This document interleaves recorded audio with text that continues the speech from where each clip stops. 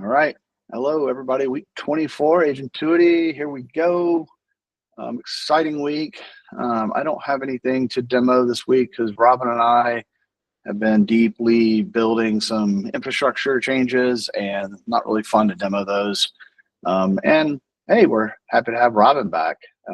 He had version 3 of Mr. Robin, Little Robin version 3, the best yet to come. Mr. Jet showed up, and now he's back after taking a few minutes off. And so we're going to start this week with Gabe. Take it away, Gabe. All right. I'm happy to announce that finally we have this Discord outbound implemented. Share my screen so we can actually see it. All right, everyone seeing it fine? So this is the demo that I use all the time. This is our demo for the Agentuity documentation. It responds with the stuff from our documentation when you ask it. The simple thing we have is now you can hit your bot through any endpoints, and you can set up for it to be on the outbound to a specific server in a specific channel. So if you have any announcement channels, anything that you really want to like the bot to treat, a good example of this would be like if you publish a video, you want a short summary or a synopsis of that video, you can send it to your bot and then have it doing whatever, and then just have Agentuity posted to the channel that you're using. So you can just set it up here. It allows you to choose all the channels that the bot can see. So if you don't want your bot to be able to see anything, you can still block that. It will only send messages where you have given it permission to send. So you can just send, like in this case here, I'm just doing the normal webhook we have on a platform, just asking it to tell me about Agentuity. It's going to take a little bit here, but it's probably going to send me a text exactly like this one because it's set now to send on this channel specifically.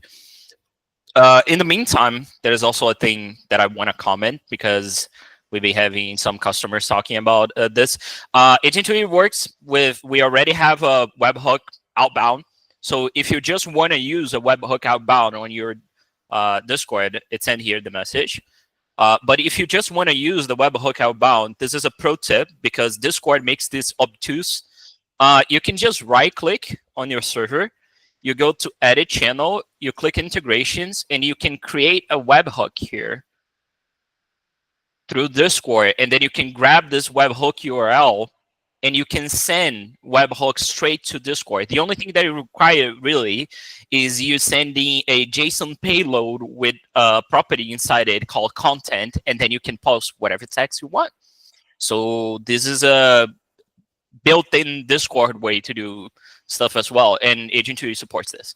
So and if you for the content, does it have to be, what is the content structure? Does it have to be JSON or can it be just text? Or for the Discord webhook, it does need to have be JSON. Discord has its documentation for it. If you Google the Discord specific webhook documentation, it's a little bit obtuse, but it has the body shape there. So if you want to like send images, you can format your messages with Markdown. Discord supports Markdown. So all of this works from the box. And you can also link like links for images and things like that if you really want to publish images. Discord also supports that from the get-go. Our bot is more like if you just really want like anything integrated with our platform. But if you're building something and you really just want like, I want to publish this, we also have support for webhooks. You just need to format it in the way Discord wants. And the good thing with this webhook is that you can name whatever you want. You can put a profile picture in it and everything. So if you have your own system, you can use that. And this is the Discord outbound, should be going live this weekend. I'm aware as well that there are some Discord issues. We were working to fix them. So all the Discord infrastructure should be working by Monday. So awesome. Just Great let me job know. On this. Yeah, let me know if anything goes wrong again. Okay, now to Bobby. Thanks, Gabe. I'm excited to use that Discord integration. One of my buddies has a project he wants to work on together, and we're going to use that. So it'll get used very quickly. Okay, I'm going to close this. Okay, so what I've been working on this week is the Agentuity preview environments. So what would you use preview environments for? So imagine you have an agent in prod, and it's running, it's taking requests either internally or from your customers, and you want to build a new feature. So you make a pull request, you put up that pull request, now you want to test that agent, that modification to your agent in the cloud. What you would need is something like preview environments. So here I'm on my notes agent called Curvy Dolphin, who scans notes, handwritten notes in, and turns them into Markdown. So I'm going to open up just a simple PR on this agent, and we're going to see how it works. Oh, you know what? Sorry, I messed that up there. One sec. Commit change, and we're going to open a branch. Go. Create a PR.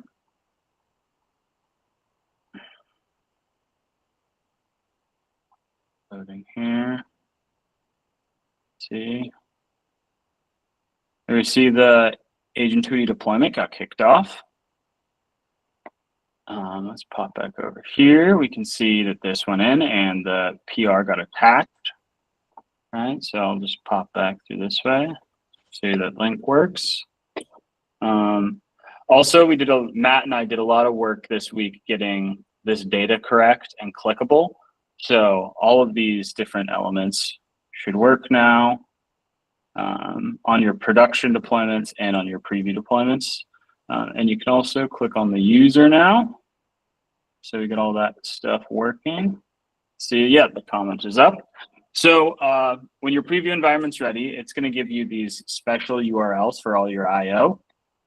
It has appended the Git hash to the end, and this is in our system is a deployment tag, and this is how you'll address this environment instead of your production environment.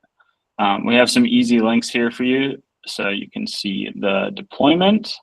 Go straight there, see the logs for that specific deployment. Let's go back. Go, GitHub didn't load that thing for some reason. Yeah, so, and then logs, etc. So we got all the links here. We got a couple of curl examples for you. We're obviously not showing your tokens in the webhooks and API that require authentication. And then we have some information about what you define in your agentuity.yaml file here. Right now, all of for preview environments, it's still using production resources for us, KV, vector, and object store, etc., and environment variables. But very quickly, we're going to resolve that issue. So that's just something to keep in mind for now. How would you set something like this up? Great question, Bobby. So if you go into your Git repos here, right?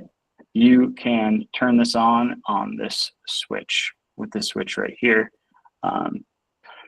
So that is preview environments in its current state. That's awesome. Jason, what have you been working on? Super cool. I'm going to stick with the theme from, I guess, 2 weeks ago where I was demoing Prompt Library. And I was out last week, but this is a new update to it. We are going to be able to update prompts. So if you come back to, let's say, our Major League Baseball historian, you'll see we have versions now. So you can choose which version you want to look at up here. And then you can also create a new version. And let's see, you're an expert on Major League Baseball. All right, let's say if you don't know the answer or you're not sure, Please say you're not sure. So, and I don't like the name. This is spelled wrong, so I don't like this variable. So I'm going to go ahead and remove it. It gets removed from down there, and let's make it just question. And there we go. So this is going to create a new version of the prompt. Now, you're still not going to activate it, right? The version 2 is still the version that's active, but the selected version is version 3. And the reason that's relevant is because if your agent is deployed and using our SDK, right here, we'll see the snippet, right? The name is unique, so we can call out the name to compile a prompt, and then the variables, which you'll have to define in your code, and then also the version. What's cool about this is the version is actually optional. And if you leave it off, you're going to always be using the active prompt, which means you can have maybe a non-developer or really whoever you want come into the Agentuity console and actually change the prompt. And the agent will start using that active prompt without having to redeploy the code, which is super powerful if you change your prompts often. Now, if you're developing locally or if you want to pin it to a specific version, then you can add the version here, and the SDK will grab that prompt version and compile that prompt version to use it with your model. So yeah, let's go ahead and activate the new version. We feel good about it. We can test it down here. We can say, you know, who has the most RBIs ever. We can pin it against, you know, DeepSeek and let's say Claude, running on these 3 models, and we'll get the answer. So really great way for you to experiment with different prompts, different models, try to understand which one is going to work best for your use case, and then activate that one, have the agent start using it without redeploying. So coming soon. It's not in production yet, but this is kind of the way we're going. So y'all can take a look at it and let us know what you think. That Awesome. is it for me. Passing it to Dylan. Thanks, Jason. 1 second.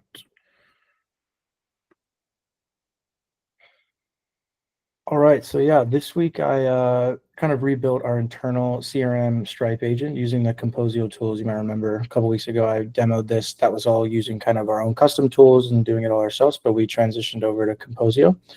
And so yeah, same as last time, it will listen to incoming Stripe webhooks and then update the company credits automatically within our ADIO database. And I'll run down how it works is basically the agent will receive that webhook from Stripe.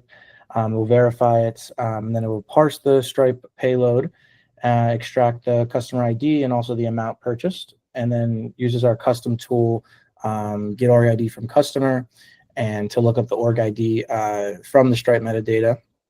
And then it will call Composio's ADIO find record to locate the matching company by that org ID we just found, and it will determine the current credits and using that custom tool latest ADIO number as well to extract the value from ADIO's current credit spot field. And then it will update the new credit balance and today's date as well, and use the ADIO update record Composio tool to update both the credit spot and then the last credit purchase as well. And yeah, we changed to Composio because basically it allows us to filter under any certain attribute and then find whatever certain record we might need. And so yeah, a little walkthrough of the code is the first main shared template agent that we've been using basically to interpret the prompt using an LLM, and then loop with the various tool calls, judge then with an LLM the tool calls that the LLM decides to call, and then log the execution. And then yeah, like again, all these different agents like Clerk and Smart Lead, which are being worked on by Nick and Joel as well, are using this agent as well. And so we have kind of this shared structure that we're using. And above you can see we pass in all of the necessary Composio tools as well as some of the custom ones that we might need for our specific agents. Yeah, and then so specifically for Stripe, so with index TS, this just contains the prompt and instructions to feed to that into that create agent template, and as well as a verify webhook down here to, like I said, kind of verify the incoming Stripe webhooks. And we kind of changed this up a little bit in terms when we're using the Composio tools now to make it more agentic. And so basically the LLM is kind of in charge of calling the tools and whatever it might need to do as we feed it this prompt and then also the tool set. And then we go into tools. This kind of contains the metadata list for both these custom tools that I have. Like I said, get org ID from customer, and then latest ADIO number. And we have the executors down here, so that allows the LLMs to execute them. And the logic behind those specifically are in the helpers.ts. So we have the specific logic for get org ID from customer, and then the extract amount, which is used inside of the latest ADIO number function. And yeah, now kind of we're using the ADIO Composio tools for our CRM agent, but yeah, just with a couple different helper tools as well that maybe we couldn't use Composio tools for. But yeah, and then Joel and Nick as well have been implementing more of the same for the other agents, with Nick with Smart Lead for emails, and then Joel with Clerk, the Clerk agent for managing profiles and accounts. So yeah, it's a little bit about our CRM agent. And I will pass it over to Matt.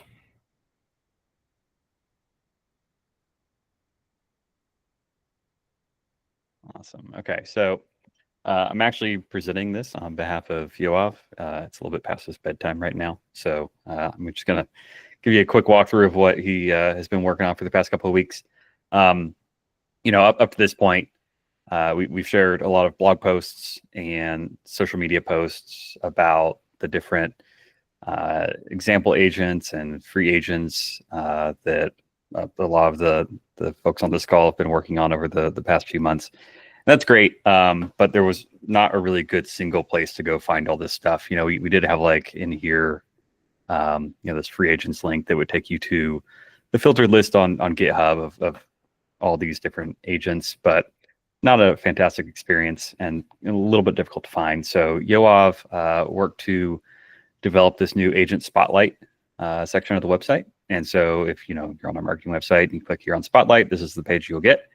And what this is a nice curated list of agents that are available to you that you can just go grab, modify for your own use if you need to, and start implementing it in your daily life. As you can see, we've got quite a few of them already populated here. Again, these are ones mostly that you've seen on the blog and socials already. But the cool thing is you can actually add your own agent as well. The repo that is powering this is open source, so you can go submit a PR and add agents that you feel would be useful to be added to this. And we'll review it and we'll work with you to get it sort of into the format that we want it to be in, if need be.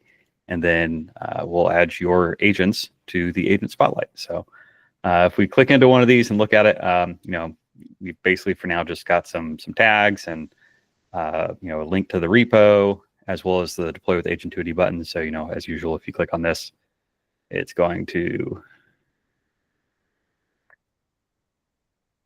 man, my internet's doing bad right now. There we go. Wow, why is my internet? It wants you to log in.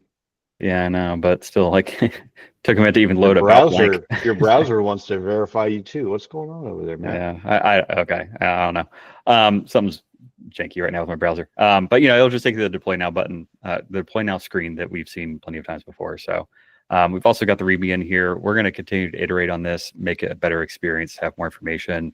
We'll probably eventually add videos to each of these pages as well that are like an overview and installation tips and setup tips and things like that. So pretty cool little feature that Yoav worked on. And so thanks to him for getting this out there for us. And over to Rick. Product, all the things. So thanks for joining us, and we'll see you next week. All right, everyone. See ya. I